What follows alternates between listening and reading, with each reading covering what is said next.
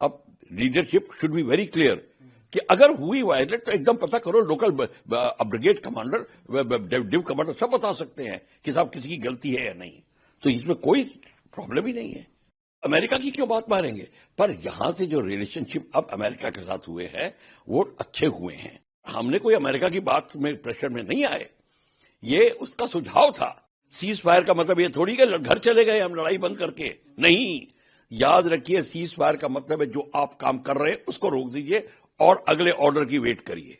Cease fire violation की बात जो होती है, जब बॉर्डर के ऊपर बंदूकें, मिसाइल्स तैनात होती हैं सारे बॉर्डर पे, 400-500 किलोमीटर का चौड़ा बॉर्डर हो और भी ज्यादा, और रात को किसी भी पोस्ट पे एक गोली चल जाती है, उनको कुछ आवाज आती है, कुछ होता है। जब उनकी फायरिंग होती है तो दूसरा जो है रिटेलिएट फायर करता है बिना देखे, फिर तीसरा करता है, चौथा करता है।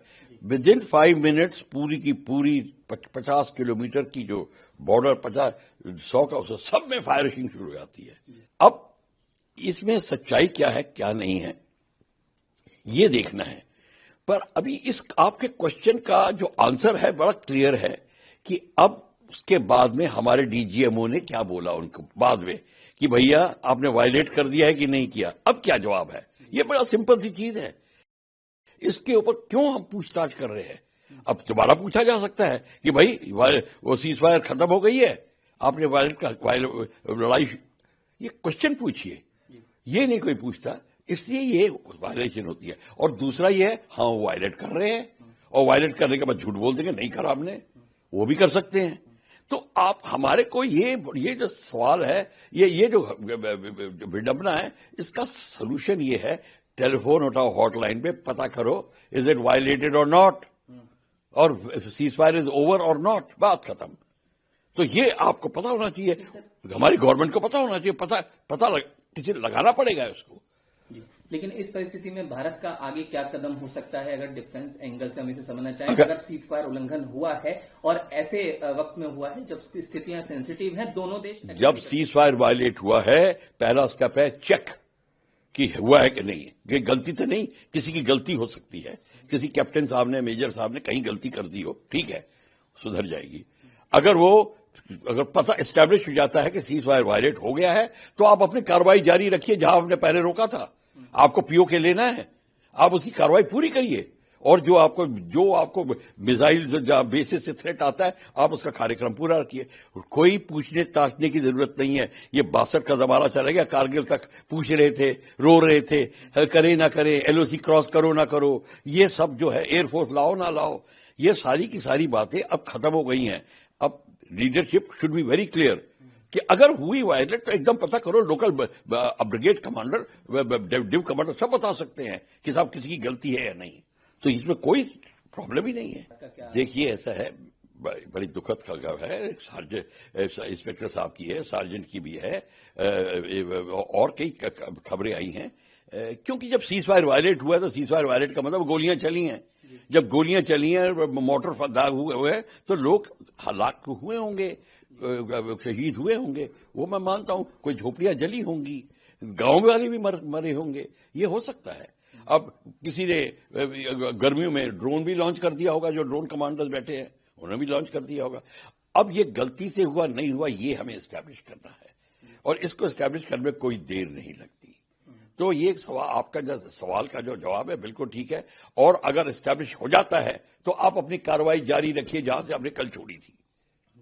जो आपके प्लान्स होंगे, वो प्लान्स हैं हमारे, और आपके सामने प्लान नहीं पड़ा।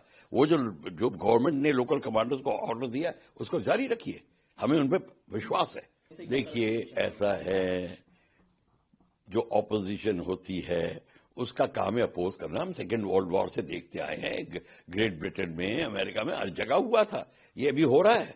ये लेके चलिए। सेकेंड वर्ल्ड 1971 में स्थिति दूसरी थी। हमारे अमेरिका के साथ कोई रिलेशन अच्छे नहीं थे, साधारण रिलेशन थे, और अमेरिका ने 65 में भी पाकिस्तान का साथ दिया था 6 साल पहले। तो हमारी इतनी जल्दी दोस्ती कैसे हो सकती थी? उसने तो कहा था हम आपको स्क्वाड्रन देंगे, उसने तो सेबर्स वगैरह सारे सप्लाई किए थे। तो हमारा कल डार्लिंग थोड़ी बन गया था अमेरिका 65 में। तो अमेरिका की क्यों बात मारेंगे? पर यहां से जो रिलेशनशिप अब अमेरिका के साथ हुए हैं वो अच्छे हुए हैं, बहुत लेन देन के, खुशहाली के हुए।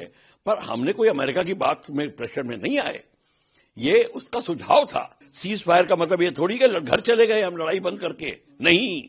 याद रखिए, सीज फायर का मतलब है जो आप काम कर रहे हैं उसको रोक दीजिए और अगले ऑर्डर की वेट करिए।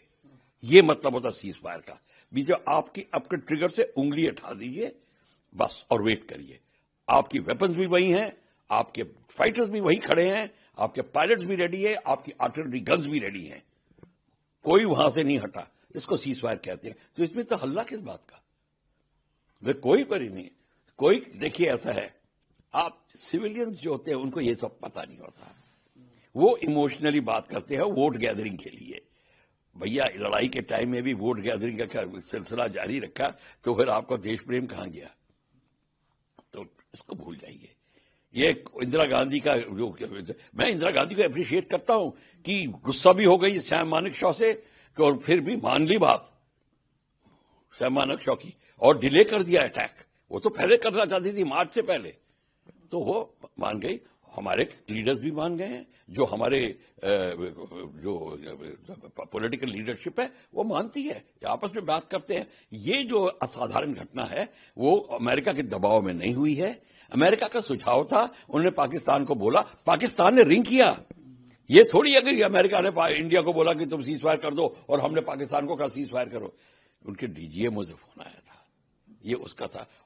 पाकिस्तान प्रेशर में है और पाकिस्तान इसलिए प्रेशर में है, उसकी तैयारी पूरी नहीं है। वो सीज फायर का आड़ लेके तैयारी पूरी करेगा। अब लड़ाई होगी, पाकिस्तान और वेल प्रिपेयर्ड होगा। ये मतलब है इस सीज फायर का। पर हमने जो किया, हमने सिर्फ उस टाइम रोका अपने एक्शन को, अब निरंतर चालू हो गया है। तो सिर्फ कितने घंटे के लिए रुका था? 6 बजे, 4 बजे, 5 बजे खबर आई थी, है 8 बजे स्टार्ट हो गया, 3 घंटे के लिए तो हुई थी। तो उसमें कौन सी बढ़िया असाधारण घटना घट गई? फिर ड्रोन उसी टाइम चले, सब कुछ हुआ। तो ये इसमें कोई दम नहीं है।